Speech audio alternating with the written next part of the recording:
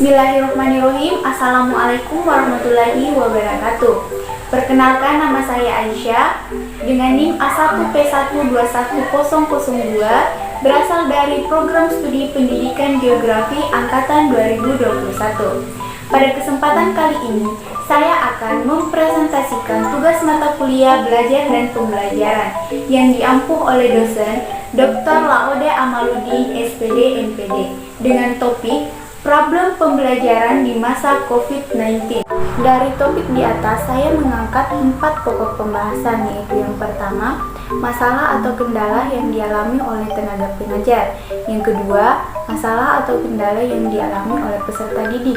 Yang ketiga, efektivitas pembelajaran di masa COVID-19. Dan yang keempat, solusi dari masalah pembelajaran di masa COVID-19. Seperti yang kita ketahui, pandemi COVID-19 ini menghantam berbagai sektor di Indonesia. Tidak hanya sektor ekonomi yang mulai kewalahan, sektor pariwisata, sektor manufaktur, serta sektor pendidikan juga mengalami perubahan besar. Kini sektor pendidikan di Indonesia memiliki wajah dan sistem yang baru, sekaligus menimbulkan pro dan kontra di masyarakat. Dalam pembelajaran selama COVID-19, banyak kendala atau masalah yang dihadapi baik oleh tenaga pengajar maupun peserta didik.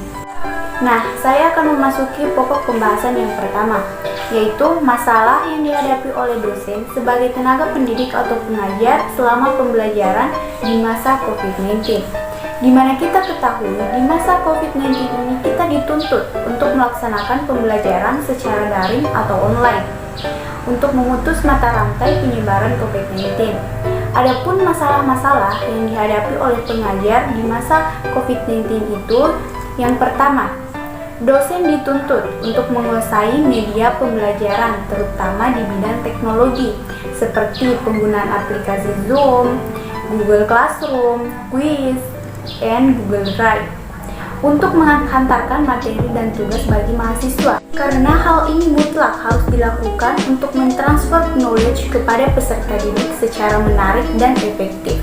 Hal ini merupakan masalah yang dialami oleh dosen atau tenaga pengajar karena tidak semua dosen terbiasa menggunakan teknologi di dalam kehidupan sehari-hari. Nah, yang kedua, dosen dituntut mampu menyatukan persepsi dan konsentrasi anak-anak didik yang serba berjauhan. Hal ini dapat dilakukan oleh tenaga pendidik yang memiliki visi yang jelas dalam pembelajaran dan mampu menjalin ikatan batin dengan peserta didik dengan melakukan peranannya sebagai motivator, fasilitator, mediator, dan komunikator. Hal tersebut merupakan tantangan besar yang dialami oleh tenaga pengajar. Nah, masalah yang ketiga, dosen harus menyajikan pembelajaran yang terencana dan efektif dalam keterbatasan waktu.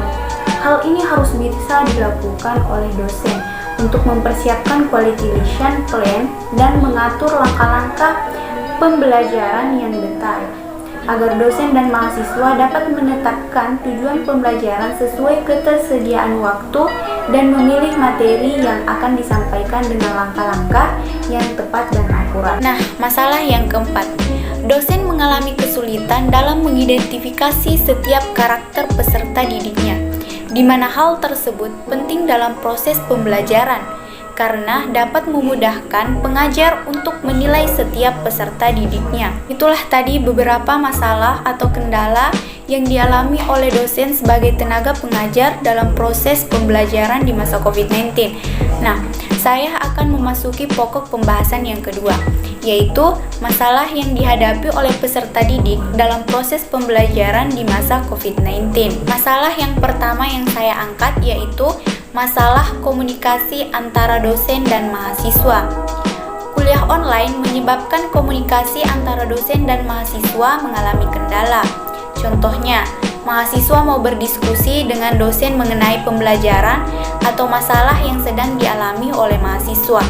Namun hal tersebut tidak dapat terlaksana dikarenakan hal tersebut tidak efektif didiskusikan secara online atau daring saja, melainkan dengan mengadakan pertemuan langsung. Hal tersebut menyebabkan ikatan emosi antara dosen dan mahasiswa tidak terjalin dengan baik. Padahal aspek tersebut sangat penting dibentuk agar transfer ilmu bisa berjalan maksimal. Dengan ikatan emosional yang kuat, pemahaman keilmuan bisa tersampaikan dengan baik kepada mahasiswa. Masalah yang kedua, penguasaan teknologi yang masih rendah. Seperti yang diketahui, dalam pembelajaran daring dituntut untuk menggunakan media pembelajaran yang dimana media tersebut merupakan media teknologi. Ini juga menjadi masalah bagi mahasiswa karena tidak semua mahasiswa sudah menguasai media pembelajaran yang berbasis teknologi. Hal ini perlu untuk diperhatikan agar mahasiswa tidak putus asa dalam mengikuti proses pembelajaran karena adanya kendala dalam penguasaan di bidang teknologi. Selanjutnya masalah yang ketiga, gangguan pada jaringan internet. Kesulitan belajar juga dapat disebabkan oleh sinyal internet untuk daerah tertentu yang bermasalah. Hal ini membuat mahasiswa mengalami kesulitan dalam mencari informasi tugas dan mengikutinya, karena tidak semua mahasiswa tinggal di daerah yang memiliki kualitas jaringan yang memadai. Hal tersebut sangat mengganggu atau menjadi masalah mahasiswa dalam mengikuti proses pembelajaran.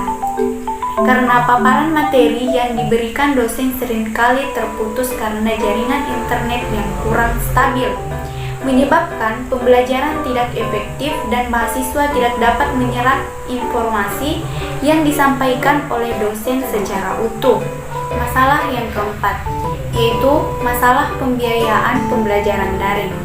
Untuk mengikuti pembelajaran daring, mahasiswa harus mengeluarkan biaya yang cukup mahal untuk membeli kuota internet. Pembelajaran dalam bentuk konferensi video telah menghabiskan banyak kuota internet. Itu akan membuat mahasiswa kewalahan, apalagi mahasiswa yang memiliki latar belakang ekonomi yang kurang memadai. Akan menjadi kendala besar dalam mengikuti proses pembelajaran secara maksimal. Saya akan memasuki masalah yang terakhir, yaitu masalah yang kelima yang saya angkat, yaitu terbatasnya akses ke perangkat komputer dan smartphone. Masih banyak mahasiswa yang tidak memiliki akses ke perangkat komputer atau smartphone. Hal ini biasa dialami oleh pelajar yang berasal dari keluarga menengah ke bawah. Terkadang satu-satunya perangkat telekomunikasi yang dimiliki keluarga hanya handphone biasa tanpa akses internet. Kondisi ini menyebabkan tidak meratanya akses pembelajaran daring bagi seluruh pelajar. Itulah tadi beberapa masalah yang saya angkat yang dialami oleh peserta didik dalam proses pembelajaran. Nah, saya akan memasuki pokok pembahasan yang ketiga, yaitu efektivitas pembelajaran selama pandemi. Dilihat dari masih banyaknya masalah dan hambatan pada pembelajaran sistem daring, maka dapat disimpulkan bahwa pelaksanaan kegiatan pembelajaran online belum maksimal dan belum efektif.